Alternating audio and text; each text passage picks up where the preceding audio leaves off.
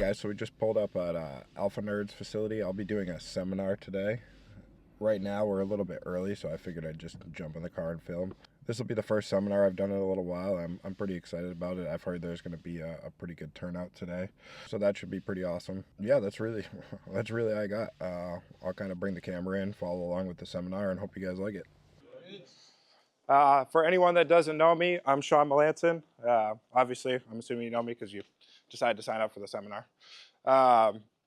Today, basically, I'm going to go over arm bars. I'm going to punch like my hand inside, okay? And then I want to not just like scoop and grab with my hand, but almost like scoop up to my wrist, where I'm going to be able to pull this arm up. And what I want to do is like catch it underneath like my shoulder and delt area. See a lot of people grab this either at the shoulder, or they do like a shallow grip where John can just kind of pull his elbow back to the mat and escape the arm. Where like if I get this like shallow grip and turn my fingers over, when John goes to like pull away, he can't. And when I reinforce it with a second hand, it actually starts to become like a Kimura. Pinch, I'm going to fall, and it's going to be super important that I pinch this knee up here, right? Continue to keep this grip the whole time. So see how your hand's not connected to the tricep? Yeah, so like you want to make sure like your hand's almost like wedged behind, right through, right? Like I'm pinching this off, staying behind his elbow as I come in. And then like from here, I pinch this knee in and I bring this like across, getting a really tight arm bar.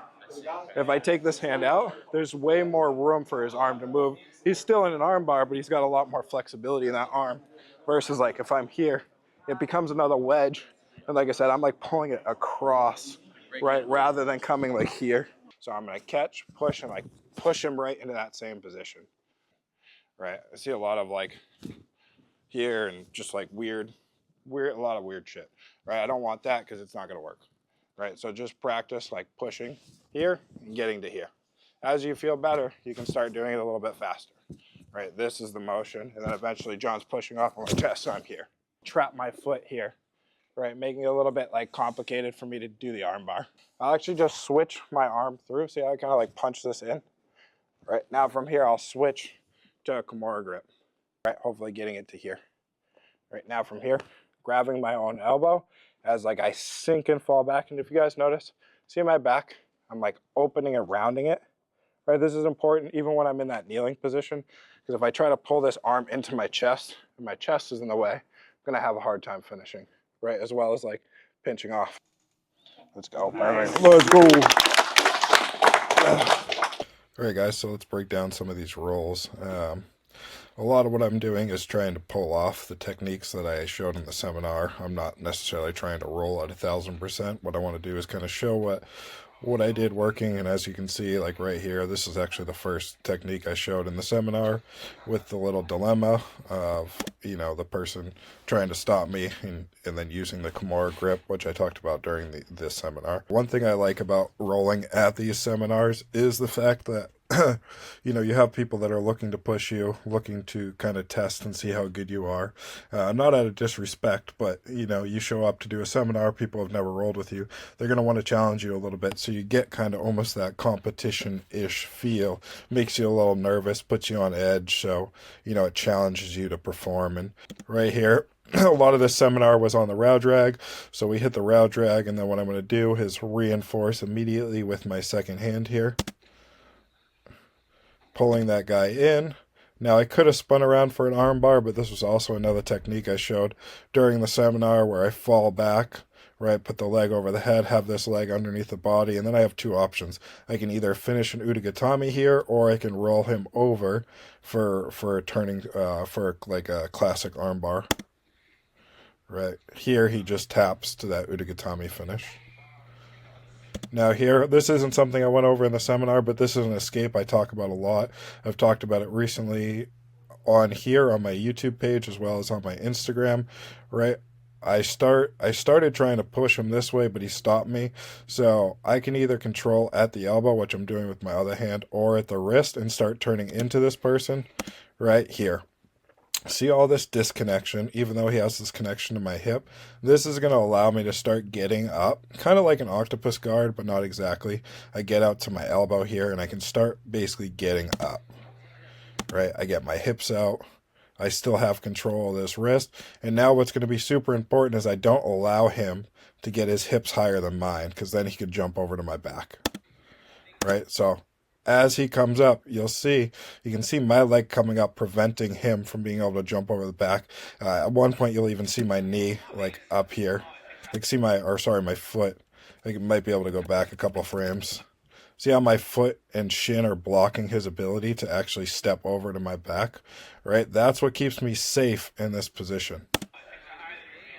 And then this is something I've been doing a lot recently, is now when he dropped his hips low, what I'm going to do is just jump my hips over the back here, right? Freeing myself of this essentially, body lock, overhook, whatever you want to call it, and coming around right to the top position. Here, now we're with another guy, and just to give reference, we've been rolling for like 45 seconds here. Right in the first 10 seconds, he tried to jump a flying triangle on me, and then I went to wrestle up on a single leg. He basically had me in a little bit of a guillotine. I freed myself from the guillotine. So right here, knowing and adjusting to that, instead of wrestling up for a single leg, knowing this guy kind of wants to jump on my neck, what I'm going to do is I'm going to kind of do a blast double straight through. Right, and someone kind of gets in the way here as we're about to go. But see how my head's going to go center in the chest instead of going for a single leg? Then I'll be able to blast through, right? Even though he's putting his arm across the back of my head here, looking to get my head into a guillotine, it's going to be a lot harder for him to lock that up. Now, immediately I do start to let go so I can hand fight if I need to, but I get my head high, right? So this guy can't actually finish me with that guillotine. Immediately, he tries to throw up kind of like a sloppy triangle, but I'm so far away, there's no way he's actually going to get me into this triangle, right? So instead, I kind of pull it into like this odd like leg drag where it's up on my shoulders, but what I'm going to do is I'm going to transfer it into, more of a leg drag. I talk about this in a lot of my headquarters instructionals. This is a very good position for me right now. His legs dragged across. He's got a frame on my chest, and he's actually turning away from me. So there's no way for him to, there's no way for him to be able to recover his guard. He's going to either have to turn away from me or start turning back into me. So see the way he started turning back into me? He's actually able to start getting a knee inside here. And then from here, usually I like to have this hand on the other side, but he's going to try to bring this knee inside, and what you're going to see is I frame off on his hip. This is going to stop him from being able to high leg over, right? And then from there, I punch my knee in front of his thigh, and then I'll just start coming down. Now, he's still posting off on my chest, right? And like I said, I did a lot of this seminar on the row drag, so I'm going to immediately go into that row drag, something I love talking about, something I love using, right? And from here, I'm going to fall back for that same Udagatami finish. Now here, right, I talked about this earlier. When I fall back for this Udagatami, he built up into this position here, right? So from here, it's going to be hard for me to finish, especially, it's hard to see with this frame, but his thumb is turning up. But I'm still able to apply a lot of pressure, which is going to force him to have to roll, right? As he rolls, he's just going to be back into another armbar, and then I get the tap. This is kind of a cool setup where I went with an Americana, right? As he frees himself from the Americana here by pushing away, I switch, right, to this arm that's posted on the mat, and then I can turn that right into an armbar. One thing I like to do here, shin to the back of the head, pinch my knees together, roll this guy over. We're into another roll. This guy, oh yeah, this was fun. That's why I left this clip in here. I try to wrestle up. This guy gets an underhook as I'm trying to wrestle up, so he's going to try to knee slice across. Right, I do a really good job with my butterflies, preventing him from getting his knee cut through, right, and basically blocking him off. But now with that underhook, he's kind of exposed. So what I'm going to do is attack a mirror lock, but I kind of lose the elbow line, right? I still have a grip, and he's trying to escape it.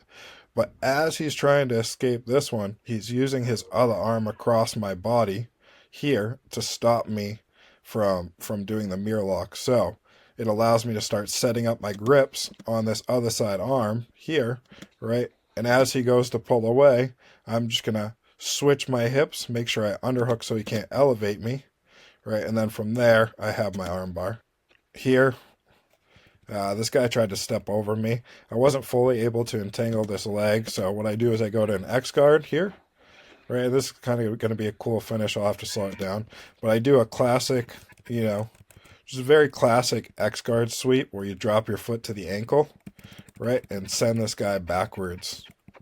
Now, as we're coming up, right, his foot starts to come to the inside, and I kind of pushed it a little bit, but I didn't fully push it through.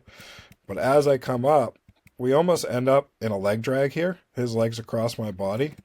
So what's going to happen is as I come up, I feel that his heel is completely exposed. So instead of trying to win the top position, I'm just going to lean over, right, expose this heel. Then I have a very quick inside heel hook finish. Obviously, we're training. I'm not going to crank it, but I could pretty much destroy his knee pretty quickly here. He knows that, and he taps. From here, I kind of let him pass my guard, let him do a little bit of work. In the last video, you saw me talking about my back escapes. I was actually trying to expose an arm, and he wouldn't take it, so he ends up trying to gift wrap me here. And then this is another video I broke down on my Instagram the other day, basically how to stop someone from taking your back from the gift wrap. I've been practicing this a ton. So, here I kind of show off those skills a little bit. Don't let this guy take my back, turn in and kind of go back to playing my guard. Now we're here with another guy. This is a sweep I like to use a lot. I used to use it a lot more. I try not to get myself in this situation, but, trying to let these guys work, I was allowing myself to get in some bad situations. So I have basically like a guillotine grip here, but what's more important is his arm, I have it pinned underneath his body here. So when I'm ready, I can actually put pressure on this wrist and then basically bridge up and over. He has no post to stop me from being able to roll him, and then I can roll up to the top position. Now, we scramble a little bit here, and I have basically a seatbelt grip. I know it's hard to see, but what I'm going to do to break him down, because he actually has this underhook of my leg, is I'm going to do basically like an arm lock with my leg, right? So as I do that, he falls down, right? He falls down. I'm going to keep trying to attack that straight arm lock with my legs. This one can be tough to finish from time to time. So if I can't, what I do here is essentially use my legs to create almost like a Kimura. He's able to free his hand, but there he exposes his back. I have a pretty good grip of the neck at this point, and then I'm going to get my finish. Here's a sweep I use very commonly. As you can see, he's leaning forward real heavily, and then all I need to do is kind of pull down on his head, right, elevate my leg, block his wrist, and I have a very easy sumigashi or butterfly sweep. I basically brought myself back into a headquarters position, somewhere I like to be a lot of the time. Now from here, I started to bring myself across for a knee slice, and then what happened? This guy posted off on my chest, so what I'm going to do, I'm going to bring that into a row drag. Instead of trying to attack the arm here, right, I'm just going to use this row drag to pass. So I tried to knee slice through here, but he stopped me. So what happens whenever someone tries, does a good job at stopping my knee slice is I start pushing my knee back across the body. Then I use my other foot to clear, and I can usually always mount the person. Now from here, he's just struggling with my mount. He has both his hands on my hips. So I'm just going to come down for a smother choke, mother's milk. I have a really good grip of this. He's really, really stuck here. So even though he rolls me over, I'm still able to get the tap. Now this guy was super athletic. This is the very beginning of our roll. Anytime someone tries to cartwheel over me in the first 5 seconds of the roll, I know they're going to be coming at me, pretty hard. So he's trying to pass here, and what I try to do is set up this bicep slicer I talk about a lot, but I don't do a good job at controlling his upper body, and his elbow's pretty free, or sorry, I should say his wrist is pretty free of the bicep slicer, so he's able to clear his hand pretty easily. But as he does, see the way he brings this shoulder up? What he's doing is he's leaving this arm behind, and see this little underhook I have? So this is going to allow me to start entering right up into a choi bar. He tries to roll to prevent the Troy bar from happening. And what he's going to do is my foot, I do this a lot. My foot's going to go behind his head. But what happened is I want my foot on the back of his head. If he can push my knee by, this will allow him to escape the arm bar, right? So as I feel this, I actually take my other hand off and I frame on him. And then I pull my knee back down to the back of his head. This stops him from continuing to get up in front of me and by me. And then what I can do is I can throw this leg right up over the face and just finish the armbar right here. This was also another thing I had talked about in the seminar, so it was cool to be able to show that off. This was just kind of fun. He kind of got into a single leg on me here. I try to attack a 10-finger guillotine, but I don't do a very good job at keeping his weight in his hips. I didn't expect him to do basically a handstand out of this, or a headstand out of this, trying to prevent the 10-finger guillotine. As you can see, right, I'm standing up. You got this guy straight up in the air over the top of me. So from there, I'm like, fuck it. I'm just going to go back to take top. Again, look at everybody I roll with does it. They're going to post off on my chest. I'm going to hit the row drag right into that control position, controlling the back of the elbow. I'm going to step over. I didn't even clear my leg here. He's not really holding on to it, but instead of looking to try and turn all the way around, I can go into that Kimura grip, right, and just finish my Kimura right there.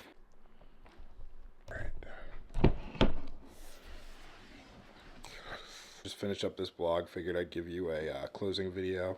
Seminar was really good. As always, hope you guys enjoyed the breakdowns. Hopefully they weren't too long. I'm trying to figure out how much to give without giving too much. If you guys would like to let me know if you like more or like less, I'd really appreciate it. If you guys don't mind, remember to subscribe, drop me a comment, let me know what you like, what you don't like. It's going to really help me going forward in the future to grow my channel and to create a better product for you guys.